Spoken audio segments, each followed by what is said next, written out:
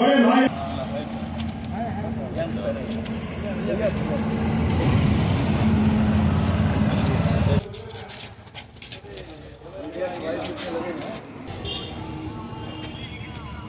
आप सिखा के रहिए मार सकती है आप पूरा कुछ सब्जेक्ट ना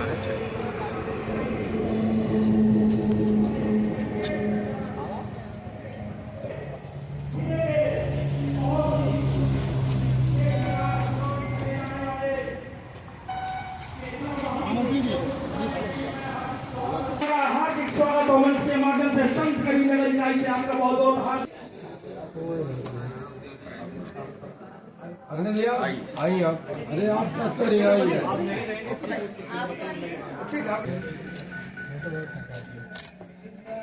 समझ याद नीचे कीजिए।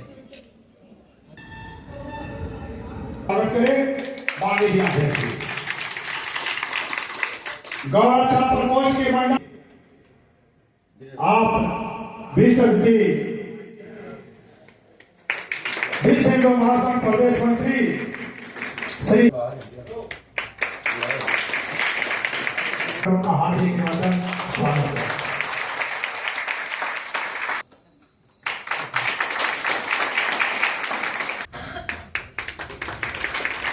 भूतनाथ प्रजापति जी शांति पटवारी जी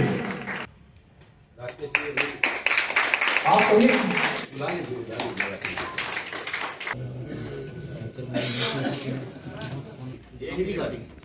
मात्र शक्ति में से अगर कोई माल्यार्पण और लोकुश पांडे जिसकी दीप प्रज्वलन हो जाए। इसके बाद दीप प्रज्वलन का कार्यक्रम हम तब नहीं करें जो महामंत्री जी आइए। मातृशक्ति प्रकोष्ठ की वर्तमान में मातृशक्ति के लोग आइए हम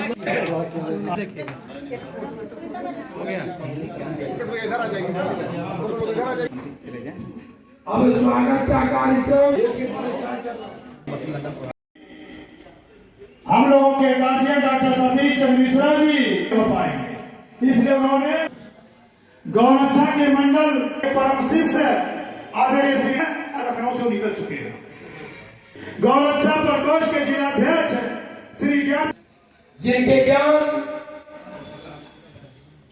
जिनके तर्क की शक्ति पूरा संसार मानता है, ऐसे महापुरुष संत कबीर नगर की धरा पे मैं आपका चाहता हूं, एक बार आप लोग भी तालियों के साथ स्वागत करें। जिसका दुश्मन चैन से सोए, जिसका दुश्मन चैन से सोए, वो पुत्र कपूत नहीं है, वो जो अपने पूर्व धर्म न समझे, समझा पूर्व नीच है, वो समझा पूरा नीच है। वो मर्यादा क्या होती है ये राम हमारे सिखा गए, मर्यादा क्या होती है ये राम हमारे सिखा गए। अर्जुन दुष्ट को क्यों मारे, कृष्ण हमारे बताए गए, कृष्ण हमारे बताए गए। एक कबीरदास जी और संत रविदास जी दोनों समकक्ष मतलब इतनी उम्र के संत रहे। लोगों ने ऐसा भी कहा है कि दोनों लोगों का जन्म जो है एक ही समय हुआ था, एक ही स्थान पे हुआ था। उसके बाद ये जब शब्द अंत के ऊपर आता है, ज्यादा उम्र हो चुकी थी इनकी, तो छोटे छोटे शब्द रहे जो के वो मंदिरों से निकल करके काशी स्नान के लिए जा रहे थे। तो जब स्नान के लिए जा रहे थे तो लोगों ने कहा कि मैं दो शब्द कहता हूँ, मस्जिद है या शिवाला, ये सच बता ही देंगे, पूछेगी जब अदालत पत्थर गवाही देंगे। हम जोड़ने के कायल, हम जोड़ने के कायल, तुम तोड़ने में माहिर। मेहमान तुमको माना, तुमने हम ही को काफिर। बस ये बता दो खंजर क्यों पीठ में उतारा, क्यों सोमनाथ तोड़ा, मथुरा को क्यों उजाड़ा। शंकर का जुर्म क्या था, कान्हा ने क्या किया था, वनवास राम जी को बाबर ने क्यों दिया था। 1300 साल हमने यही सोचते गुजारे, क्यों गर्दनें उतारी, क्यों फूके घर हमारे। सारी जवाबदेही तय होगी धीरे धीरे। योगी आदित्यनाथ मुख्यमंत्री हैं तो उत्तर प्रदेश में जवाबदेही हो रही है। हे ईश्वर, शरीर के में जितने भी रोम छिद्र हैं उनसे यहाँ बैठा हुआ हर व्यक्ति का हर रोम रोम चिल्ला के कह रहा है कि योगी आदित्यनाथ भारत के प्रधानमंत्री के रूप में स्थापित हो। उस समय पता चलेगा कि पुर्तगाल कहाँ है, उस समय पता चलेगा कि अफगानिस्तान कहाँ है, उस समय पता चलेगा कि बांग्लादेश और पाकिस्तान कहाँ है। सब श्याम नारायण भाई आपके हाथ में आएगा, तब आप अखंड भारत का सपना उस दिन आपका पूरा होगा। सारी जवाबदेही तय होगी धीरे धीरे, हर हर का नाद होगा गंगा नदी के तीरे। सोया हुआ सनातन चैतन्य है सजग है, सोया हुआ सनातन चैतन्य है सजग है। वह वक्त कुछ अलग था, यह वक्त कुछ अलग है। आप कमजोर पड़ रहे हैं, बनारस आज भी आपके सीने पर दहाड़ रहा है, मथुरा आज भी हमारे आंखों के सामने झरोखे से दिखाई पड़ता है जब हम कृष्ण जन्मभूमि की तरफ जाते हैं। कलेजा तो चाक हो जाता है उस समय जब देखा जाता है ये चीज। बटेंगे तो कटेंगे शब्द के दो शब्दों के जाल में ऐसा विपक्ष उलझा कि आज भी उसको समझ में नहीं आ रहा है इस नारे का तोड़ कहां से ले आऊं।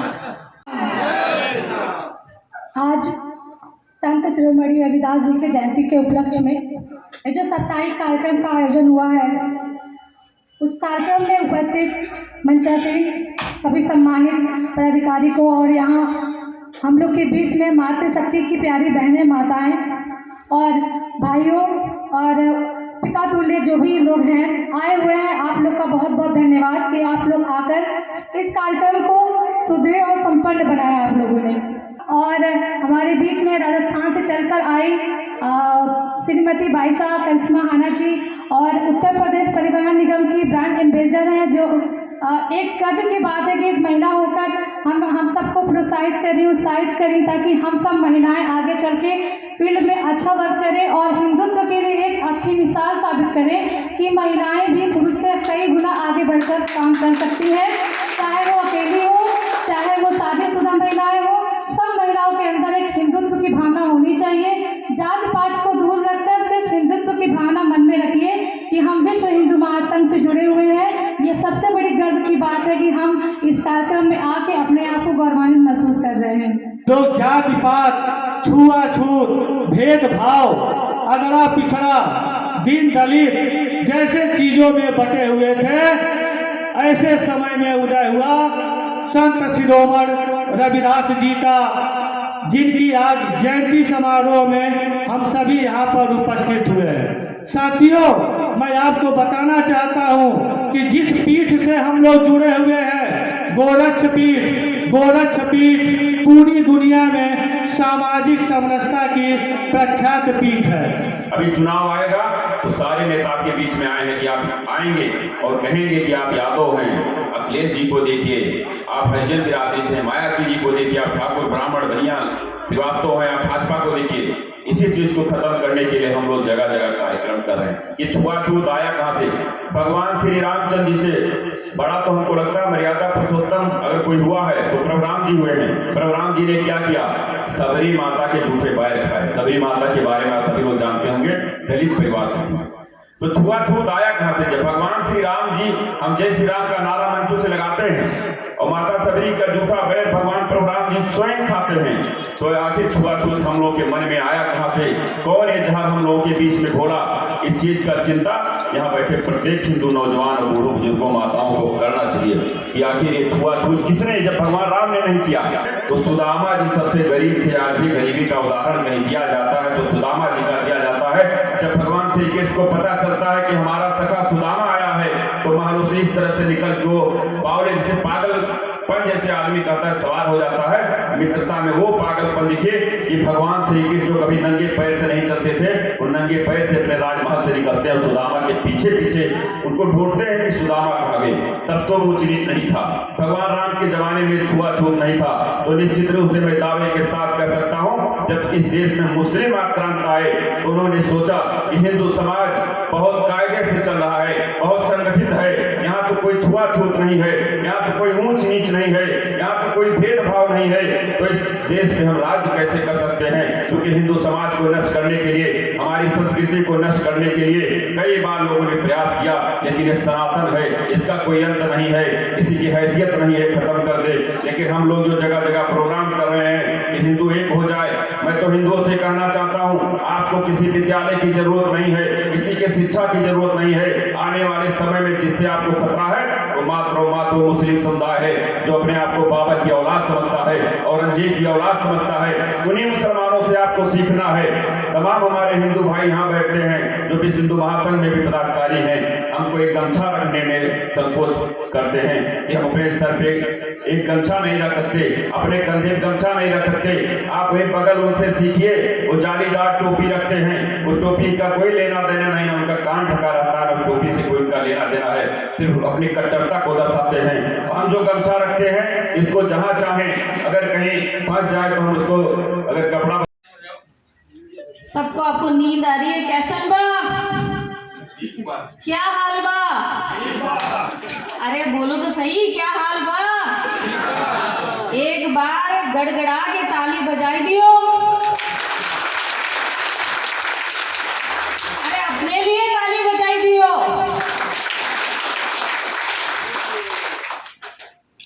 अब मुझे पता है कि आप सब लोग को नींद आ रही है, आपको सबसे ज़्यादा सहबोझ का इंतज़ार है। जैसे बच्चों को स्कूल के अंदर जब 26 जनवरी में झंडे का नहीं लड्डुओं का इंतज़ार रहता है कि नहीं? ऐसा सही है कि नहीं? नहीं ऐसा नहीं है।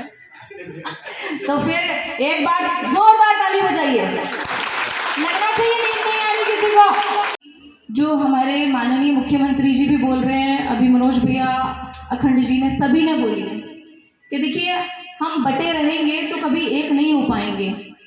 जब जरूरत पड़े शस्त्र उठाने की, उस समय हाँ मैं क्षत्रिय हूँ। जब जरूरत पड़े कलम उठाने के लिए, हाँ मैं ब्राह्मण हूँ। जब जरूरत पड़े फाइनेंशियल चीज़ों को देखने के लिए, हाँ मैं बनिया हूँ। तभी हमारा जो चीज़ें हैं वो पूर्ति हो पाएगी। क्या मैं सही कह रही हूँ या गलत कह रही हूँ? तो इस चीज़ को आप एकत्रित करके रखिए ना। क्या जाति, क्या और जब हमने जन्म लिया था तो क्या भगवान ने कोई जात निर्धारित करके भेजी थी क्या? क्या आपको पता था क्या कि आप कौन हैं? आप ब्राह्मण हैं, आप शूद्र हैं, आप क्या हैं? उस समय एक ही धर्म था, हिंदू धर्म, और हम सनातनी थे। आप किसी संत से उनकी पूछिए जात, क्या संत रविदास ने कभी अपनी जात का बखान किया? क्या संत कबीर ने अपनी जात का कभी बखान किया? तो जात का बखान नहीं किया, शायद इसीलिए वो इतने न्यूट्रल थे। हम लोग भी तभी एक होंगे जब हम इस संकीर्ण सोच से बाहर आएंगे। भाई साहब सो रहे हैं पीछे।